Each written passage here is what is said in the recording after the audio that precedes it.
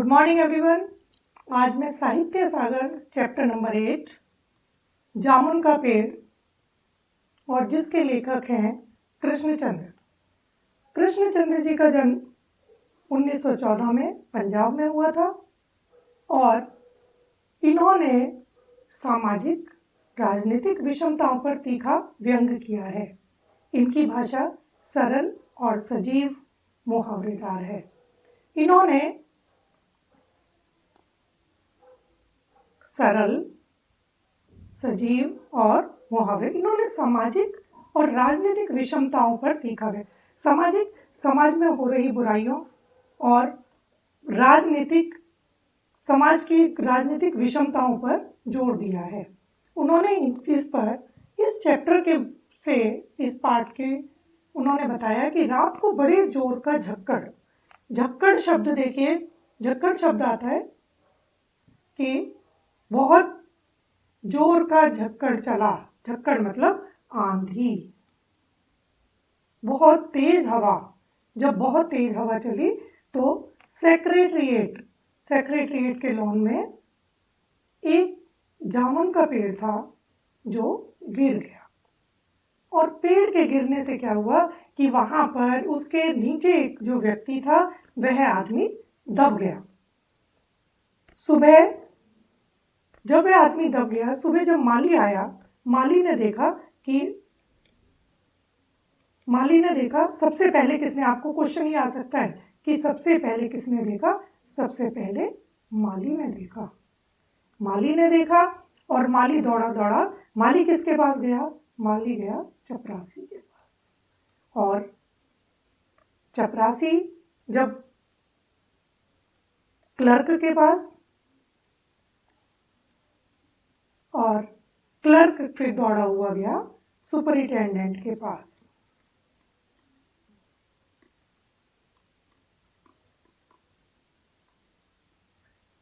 और सुपरिटेंडेंट के पास जब वो पहुंचा तो जब वह बाहर आए लॉन में आके उन्होंने देखा तो चारों तरफ उस आदमी के चारों ओर, दबे हुए व्यक्ति के चारों ओर भीड़ इकट्ठी हो गई थी। अब लोगों की प्रतिक्रिया यहाँ आपको देखो बताया गया है, लोगों की क्या प्रतिक्रिया थी। एक क्लर्क बोला, तो ये आपको क्वेश्चन आएगा कि एक किसने कहा बेचारा जामुन का पेड़ कितना फलदार था। दूसरे क्लर्क ने कहा इसकी जामुनें बहुत रसीली थी।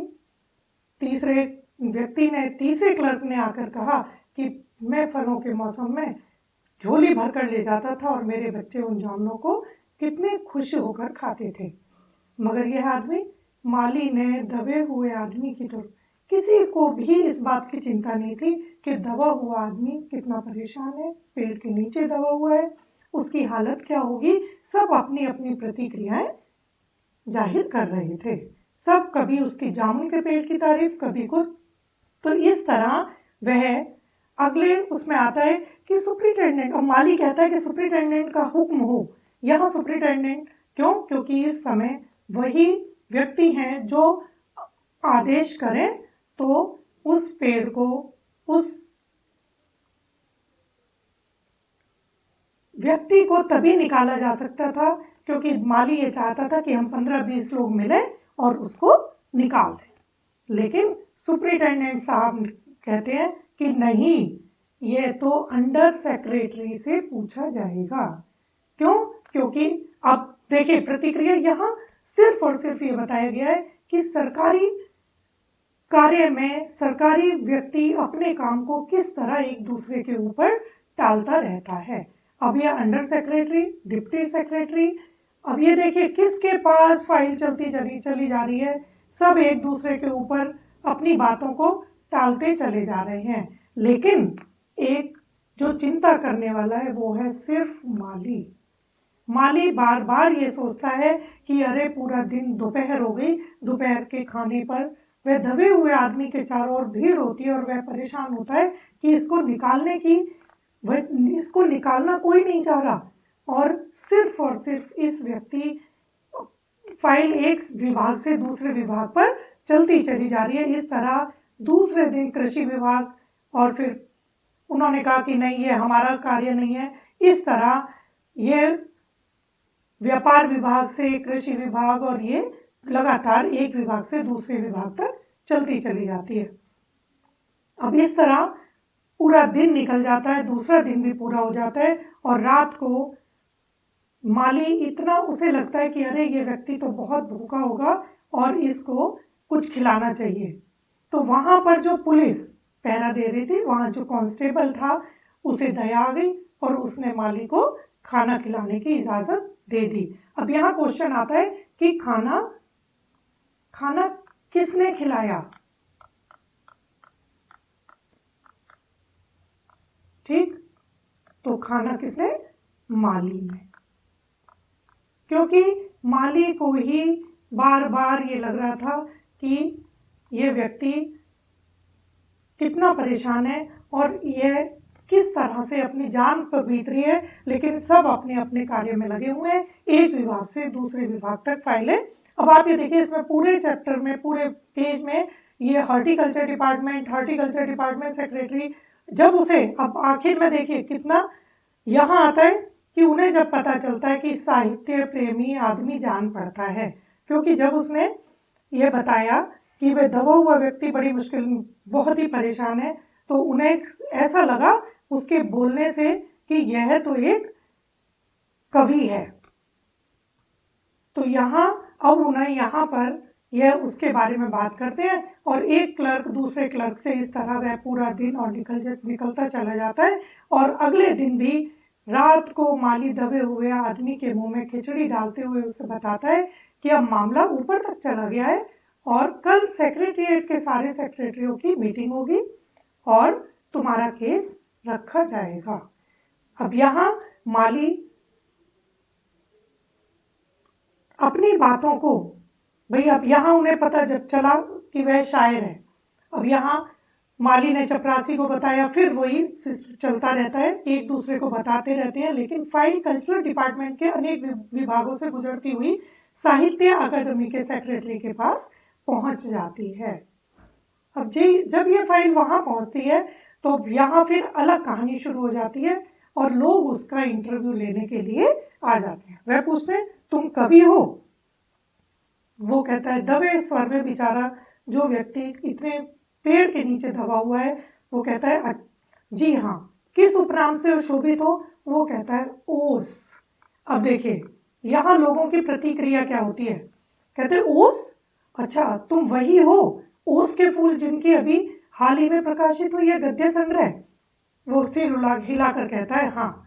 तो इस तरह उनकी, वह ओस के फूल का लेखक है, हमारी अकादमी का मेंबर नहीं है, उफ कैसी भूल। आपस में फिर वही बेकार की बातें शुरू हो जाती हैं और लोग उसे अपनी अकादमी में शामिल करने के लिए तरह तरह के उनसे, भाई उसे कहते हैं भाई इनको सहायता वृत्ति मिलनी चाहिए, इन्हें एक वजीफा मिलना चाहिए, इन्हें ये मिलना चाहिए, लेकिन कोई भी व्यक्ति उसके विषय में ये नहीं सोच रहा कि इस व्यक्ति को कैसे निकाला जाए।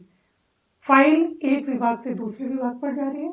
अब दूसरे दिन जब फॉरेस्ट डिपार्टमेंट के आदमी आते हैं कुल्हाड़ी और आरी लेकर पेड़ काटने के लिए, तब उन्हें पता चलता है, देखिए यहाँ आएगा पिटोनिया राज्य के प्रधानमंत्री के सेक्रेटरिएट के लॉन में लगाया था। किसने लगाया था वो पेड़? पिटोनिया राज्य के प्रधानमंत्री ने। इसलिए अब वह भी उस पेड़ को काटने की इजाजत नहीं देते। क्यों? क्योंकि पिटोनिया सरकार हमारे राज्य के लिए बहुत काम करती है और वह कितनी सहायता करती है। यदि पेड़ काट दिया तो ऐसा ना हो कि उनकी मित्रता खत्म हो जाए, लेकिन यहाँ किसी को भी कवि के मरने की चिंता किसी को नहीं है, सब अपनी अपनी कार्य में लगे हुए हैं।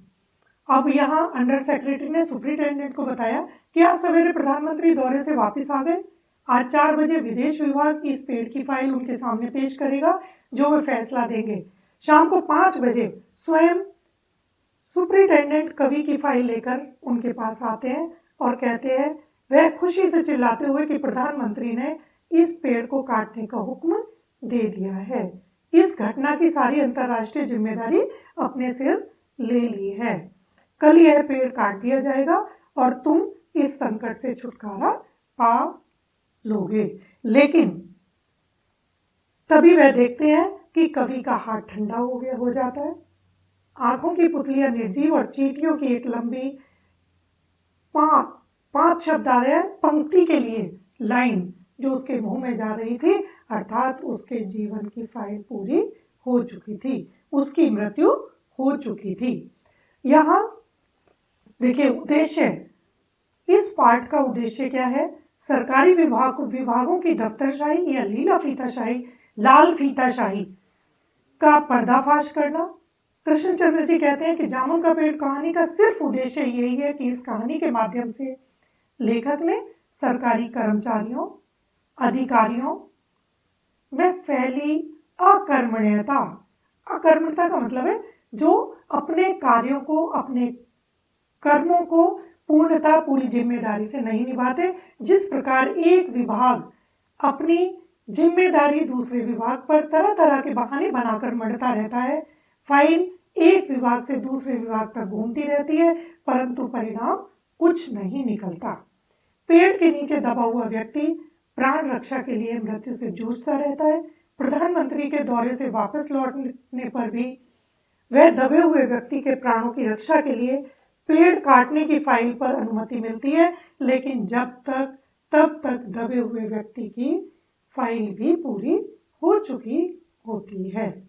इस तरह इस शीर्षक की सार्थकता क्या है? शीर्षक की सार्थकता है कि जामुन का पेड़ कहानी का शीर्षक सर्वथा उपयुक्त है। वास्तव में जामुन का पेड़ उस कहानी का केंद्र बिंदु है। जामुन के पेड़ के नीचे ही आदमी दबता है। सारी कहानी जामुन के पेड़ की फाइल चलती रहती है।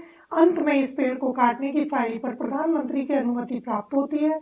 पेड़ काटने की अनुमति की सूचना मिलने से पहले ही दबे हुए व्यक्ति के जीवन की फाइल बंद हो जाती है। आप ये देखें किस तरह से एक विभाग दूसरे विभाग पर अपनी फाइल को घुमाता रहता है और कहानी का जो पात्र है, उनकी जो घटनाएं हैं, जामुन का जो पेड़ है उसी के चारों ओर घूमती है। इसलिए यह शीर्षक उपयुक्त एवं सटीक माना गया है। इसीलिए ये जामुन का पेड़ की शीर्षक की सार्थकता बिल्कुल सटीक और उपयुक्त है। अब आप इसमें जामुन का पेड़, इसके शब्दार्थ